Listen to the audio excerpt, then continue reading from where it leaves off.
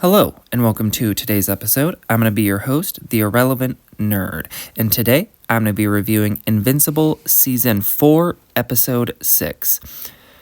This season has really been incredible so far, and for me, this was just another great episode, and I'm going to put the spoiler warning up now from here on out because I just want to get right into it. So, this episode, we finally have the Viltrumite War starting, in earnest. And they've been doing the prep for really the whole show, but the past season and a half or so. And I think a lot of the action was a lot of fun this episode, and they do a really good job of showing the cost and the destruction that this war brings, and just some more great examples on top of what we've already gotten of how destructive and powerful the Viltrumites can actually be and how cruel they are. And beyond just the fun action, we also get some really nice bonding time between Nolan and Oliver.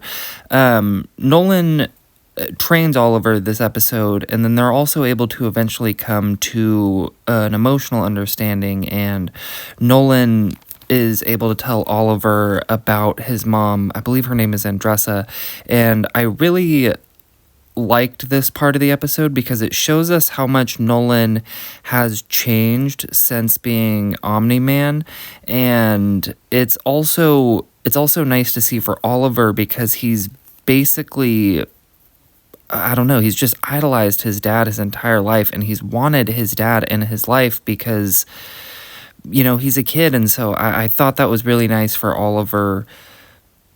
Yeah, just to finally have. And for me, traditionally, I don't like it in a show where the title character, who is Mark, it's Invincible, is really not in the episode that much because he's still recovering from his fight. But I think this was a perfect use of that screen time, and I think it's a good example of the show doing a really good job of having a balance between these nice character moments with Nolan and Oliver mixed in with the brutal action of the war, or just the brutal action of some of the one-on-one fights that Mark has had.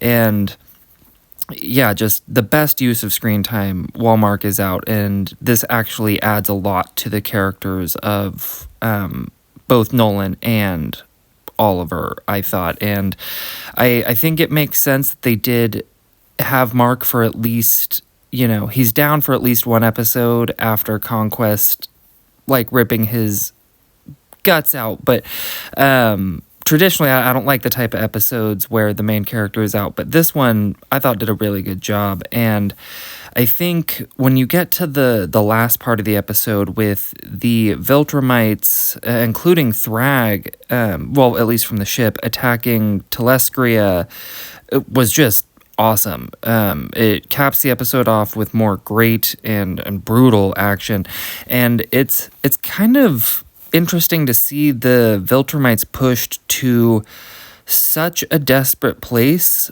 while still being in denial that they are in said desperate place. They still very obviously think that they are going to easily win this war, and they're really not. They're not losing super easily because the Viltrumites are powerful as hell, but just kind of based off what we see in this episode, it seems like they're losing quite handily. And so I'll be very interested to see where they go with that after seeing the Viltrumites have to retreat to Viltrum at the end of the episode, and Thetis suggesting that they attack before they have, the ability to gather everybody and kind of regain their strength, which I do think that is the smart move, but I'm kind of interested to see what measures the Viltrumites pull out beyond, what they're already doing, because what they're already doing isn't working. But I'm very excited to see where that goes in the final two episodes, and I think they've done a really good job of building hype just throughout the season of where this conflict could go. Now, with all of the positives being said, I did have a few issues with this episode. Nothing major. But, first issue is it just feels like we're moving very quickly through the actual Viltrumite War itself after taking like a, solid season and season and a half to build it up, whether it's, gathering allies or Alan turning Nolan to his side. But it just feels like now that we're here, it's just kind of going through the whole thing. And like I said, this isn't a major complaint for me, but I guess I'm just surprised by the pace, and it just, it came and it's going to be done very soon. Like, it definitely feels like the Viltrumite War is going to be wrapped up by the end of the season. So half season, or, really only 2 to 3 episodes of the actual war itself just feels quick. And I guess maybe if it was longer than that, it would drag on. But anyways, the second issue I have is and I understand that this is hard to do the bigger the world gets, and it's not just the Viltrumites, but the Viltrumites are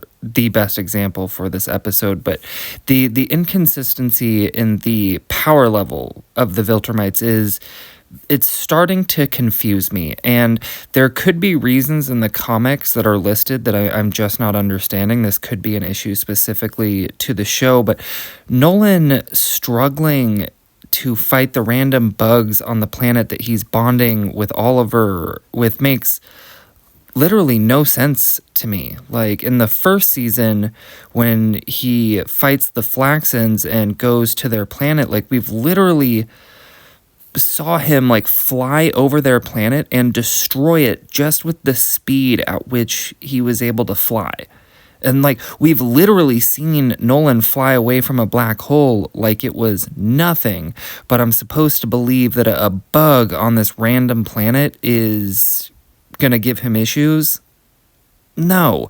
And he once described himself as being able to move an entire planet, but then you need 4 creatures to help keep the Viltrumite ship from falling out of the sky. Like, things like that. And again, it's not the biggest deal now, but it just starts to create all these questions of why didn't they do this before, or why don't they do that now? It just and even like with Eve's powers, there's some like, why doesn't she just do this, or why doesn't she just do that? And for some reason, this episode there were several times that I was like, wait, what? So, like I said, could be some sort of explanation in the comics that I'm seeing, but it just seems like the power levels of characters across the entire show has been pretty inconsistent. And the final issue that I have with this episode is that Thrag, for as cool as he has been, as they're slowly kind of bringing him to the show, he seems to lack menace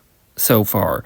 I'm sure we'll see it, but he just isn't like doing anything. He just keeps talking with confidence, and then that confidence is proven to be incorrect because the Viltrumites keep losing war, and it's just a little frustrating after waiting so long to see him, and we do still have these next 2 episodes, and I'm sure he'll be a fucking handful, but I just was expecting more just natural menace coming off from the character, I guess. But even, all 3 of these complaints for me are all minor complaints. Like I said, I do think this was another great episode. I would give it a 9.4 out of 10.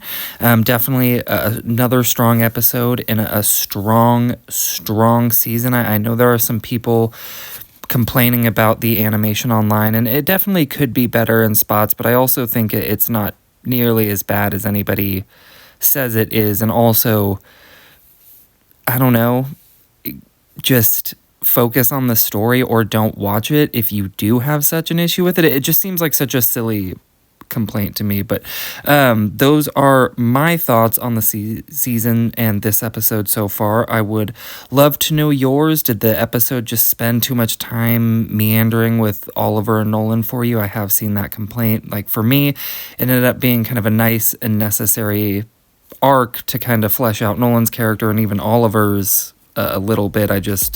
I loved it. So, love to know your thoughts down below.